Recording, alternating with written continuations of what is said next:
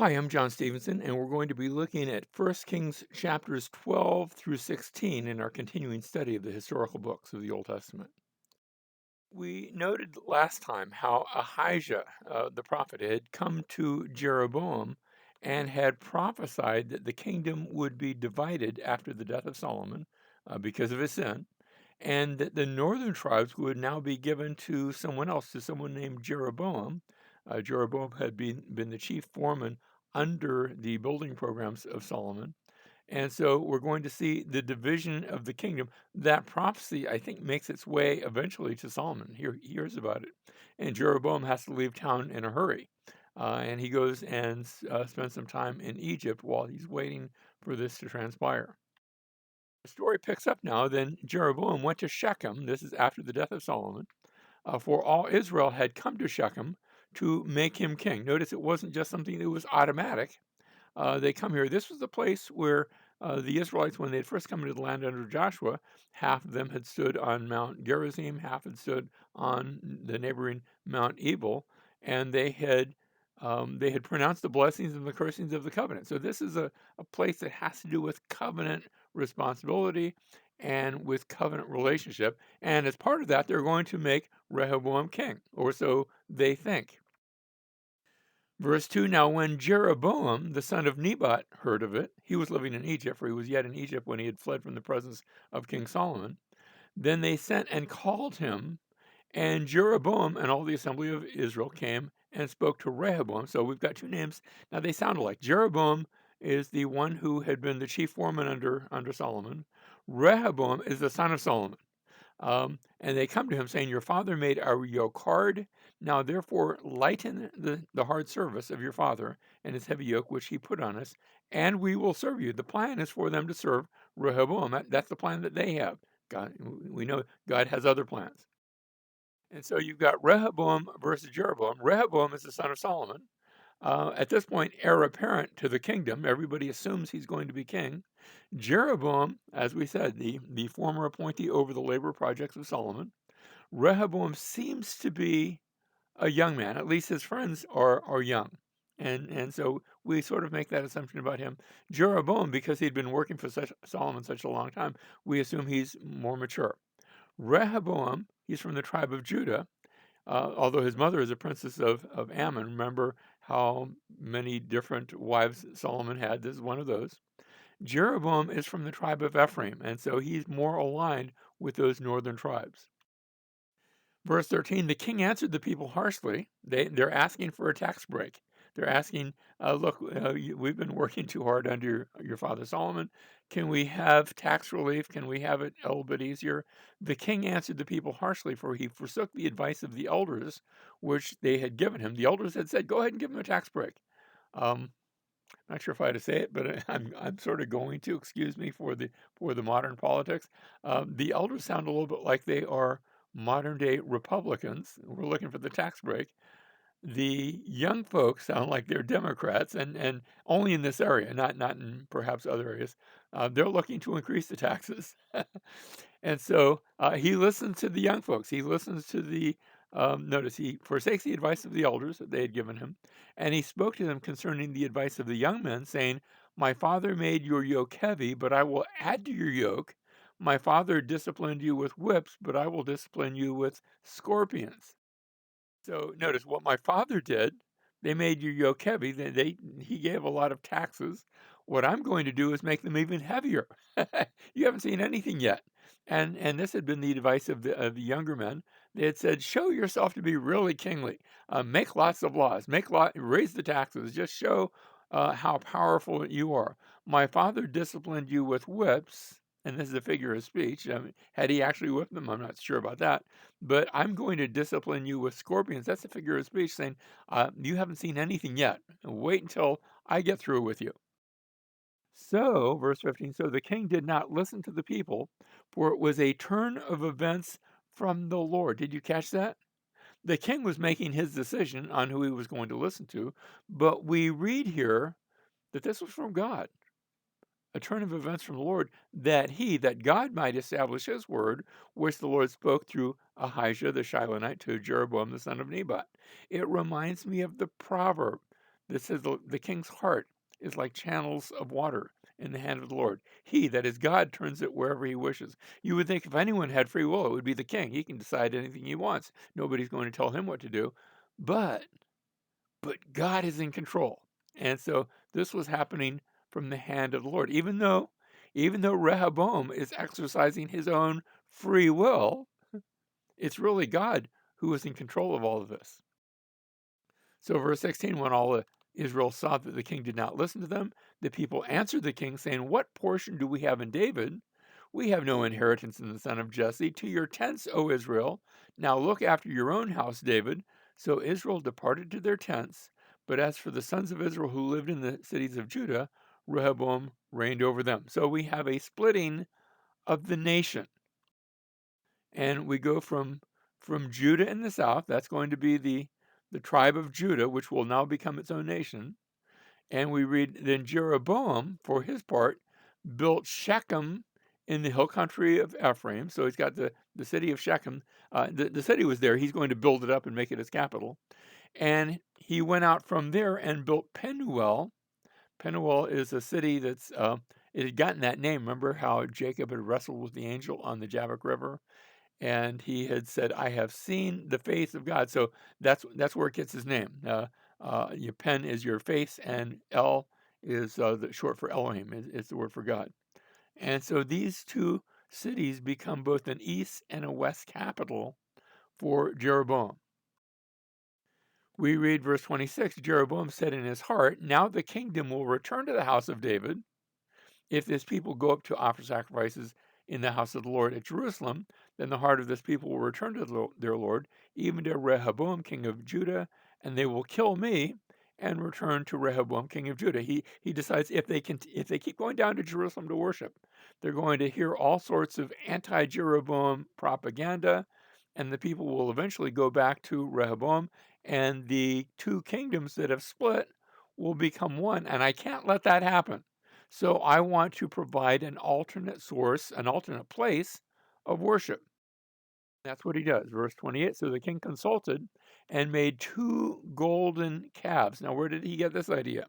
He got this idea from Aaron and the Israelites in the wilderness. Remember how Aaron set up a golden calf? Well, I'm going to give you two for the price of one. He said to them, "It is too much for you to go up to Jerusalem. Behold your gods, O Israel, that brought you up from the land of Egypt." Now, he's not saying pagan gods. He's using these two golden calves as a way to worship the Lord. But let me just say for the record, that was inappropriate. You're not supposed to worship God by using idols or images or icons or any of those sorts of things. That is an inappropriate way of worship. He set one in Bethel.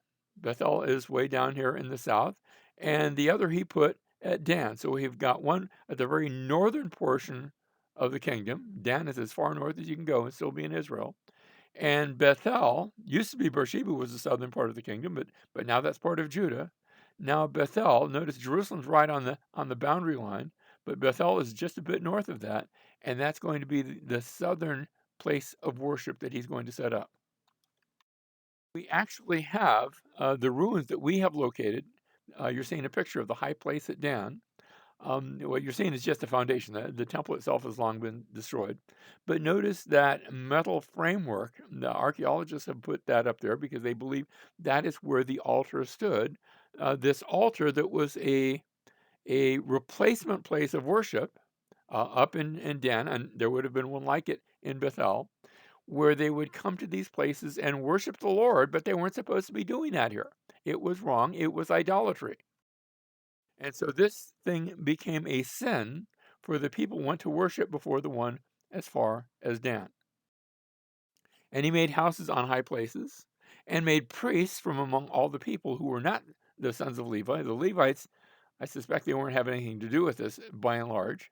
And so the Levites are continuing to go to Jerusalem, but he has other priests, alternate priests.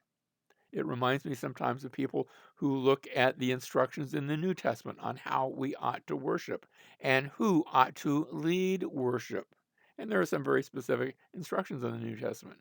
Well, and people will say, wait a minute, aren't all sorts of folks gifted?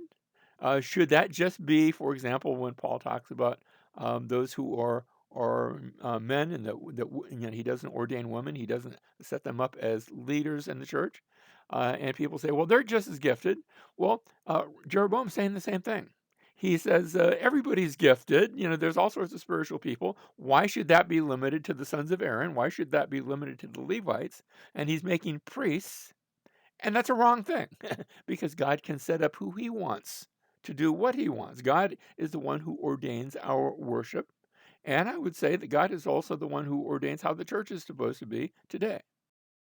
Now, we have then the southern kingdom of Judah and the northern kingdom of Israel. And I want to give a little bit of a contrast between the two because we're going to see this played out in the next number of classes. In Judah, we're going to see 19 kings. There will be one queen. That won't be a good story. Spoiler alert, but we're going to see that later on. There will be also 19 kings in the northern kingdom of Israel. And you say, well, that's a very nice equality there.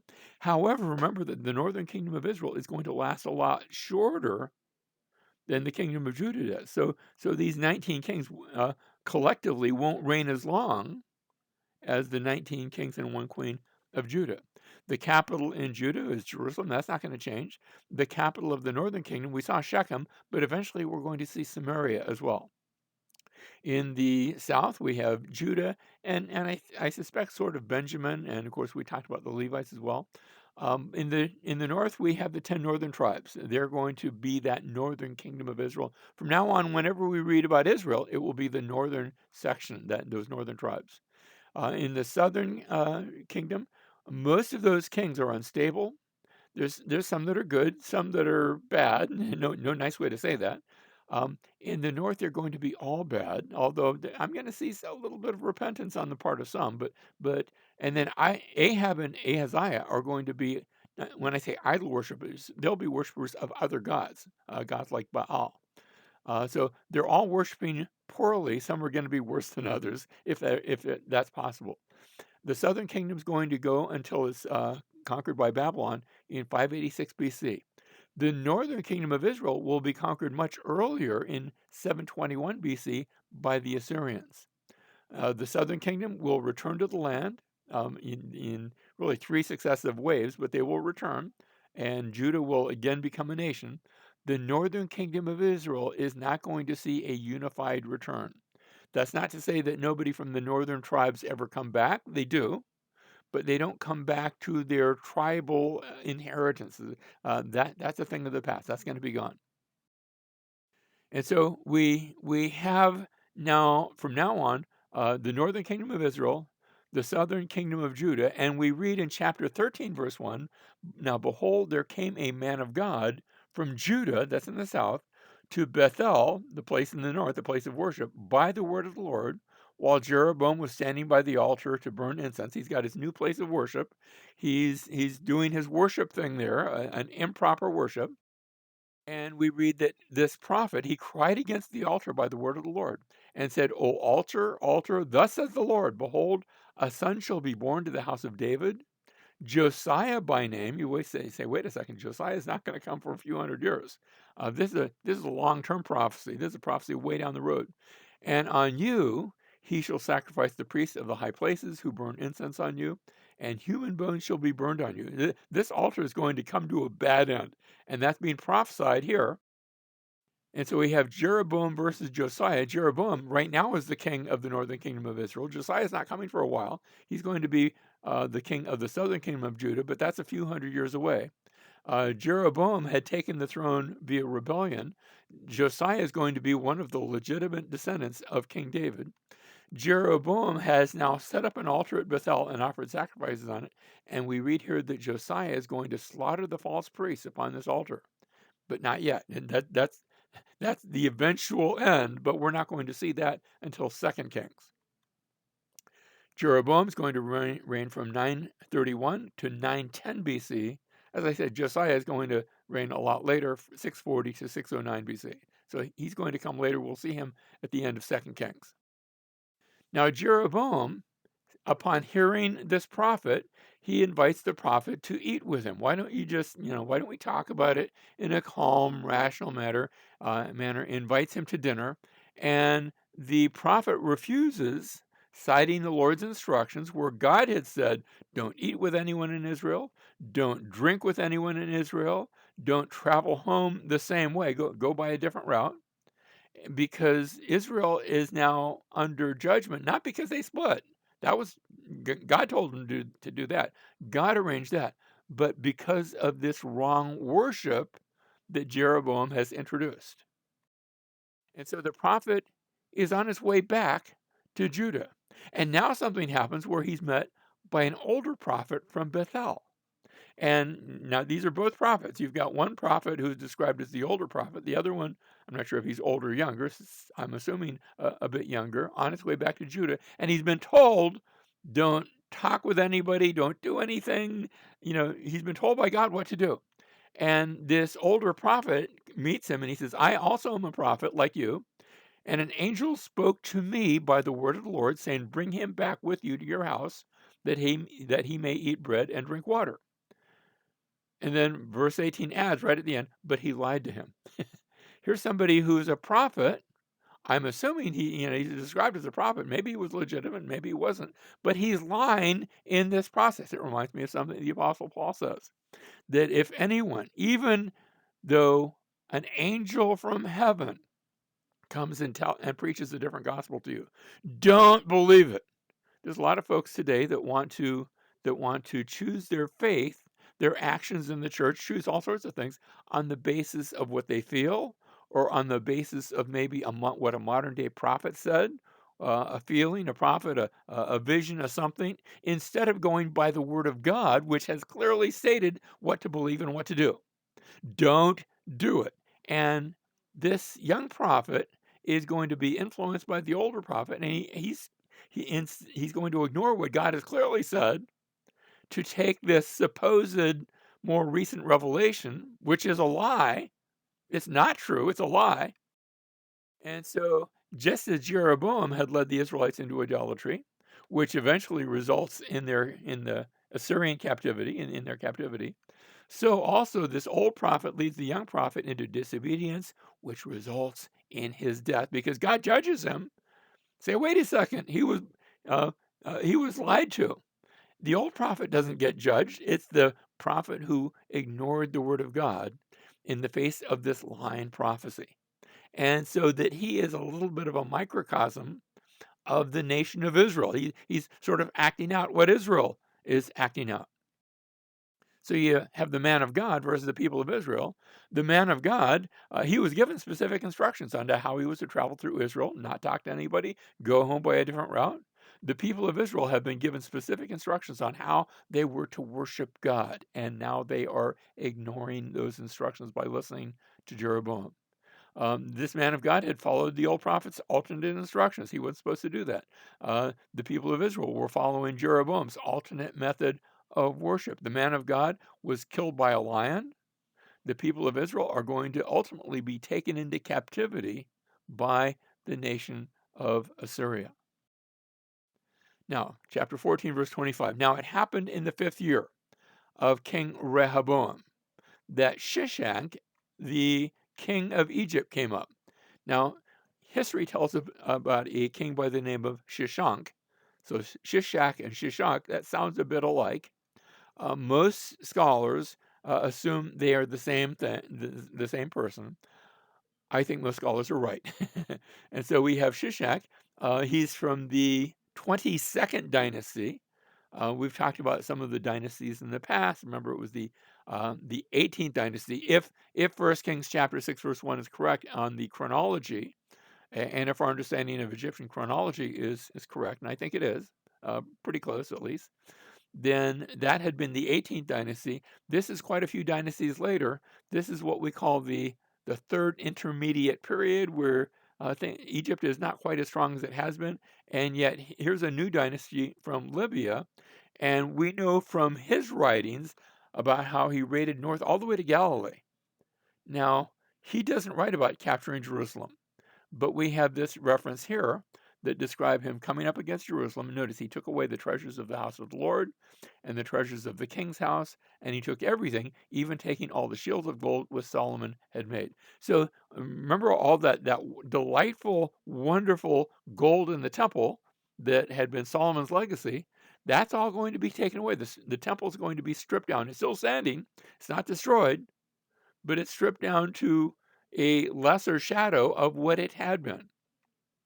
And so Shishak, the king of Egypt, accomplishes this, and he invades and takes the gold shields from the temple.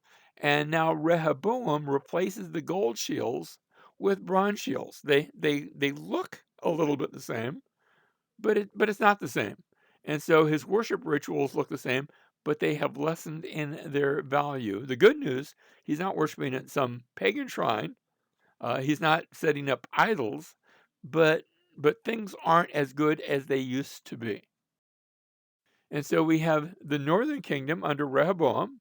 Meanwhile, the southern kingdom under first Rehoboam, and then after he dies, his son reigns briefly, Abijam, and then his grandson comes to the throne, Asa. And Asa is a good king. I said not all the kings of the southern kingdom are going to be good, but some are, and Asa is one of those good ones. So we read Asa did what was right in the sight of the Lord, like David his father. He also put away the male cult prostitutes from the land. Tells you what there was sort of an improper synergy in worship. There was an improper blending of worship from both the worship of God and the worship of other gods, and he stops that, puts that away from the land, and removed all the idols which his fathers had made. His father and grandfather had maybe allowed some of this to come up. He also removed Maacah, his mother, from being queen mother because she had made a horrid image as an Asherah. An Asherah is a female sort of goddess idol sort of thing. And Asa cut down her horrid image and burned it in the brook Kidron. Kidron's actually just on the east side of Jerusalem. So he didn't take it to some other place. He just burned it and destroyed it right there. And so his legacy is doing what was right in the sight of the Lord. We're not going to see a lot of kings that do this, but we will see some, and Asa is one of the good guys. Now, Baasha, meanwhile, and by now we're going down a couple of kings in the northern as well. We're going to look at that in just a second. Baasha, king of Israel, went up against Judah and fortified Ramah in order to prevent anyone from going out or coming into Asa, king of Judah. So what we have, they're not in open war. It almost looked like it was going to go that way. Under Rehoboam, he was planning on going and fighting against the northern tribes and bringing them back, but they were told by the prophet not to do that. And so now Baasha comes and takes action. Notice Ramah, just north of Gibeah. Gibeah is in the Benjamin territory. Jerusalem's right on the border. So Ramah is taken and fortified to stop anybody on that road. We're going to build walls, and we're going to keep the people in the south out, and the people in the north, I'm not sure if they're being kept out as well. But there's a fortification going on. Walls make for good neighbors, bad neighbors. I don't know. But in this case, it's because they're trying to stop travel by the people of Judah. And so notice we have in Israel Jeroboam and then Nadab, and then that entire dynasty, the family of Jeroboam, is put away. They die. They're all killed. And you have Baasha, who starts his own family. And notice you have Baasha and Elah, but then they're killed as well. They do evil. And you have Zimri, followed by Tibni, who are so brief that they don't have any sons that are on the throne. So I don't call them a dynasty. It's just a king and then another king after him. So I go from the first and second dynasty to a third now, after a short break with Zimri and Tibni, where Omri comes to the throne, and he has a son named Ahab, who will also eventually be king after him.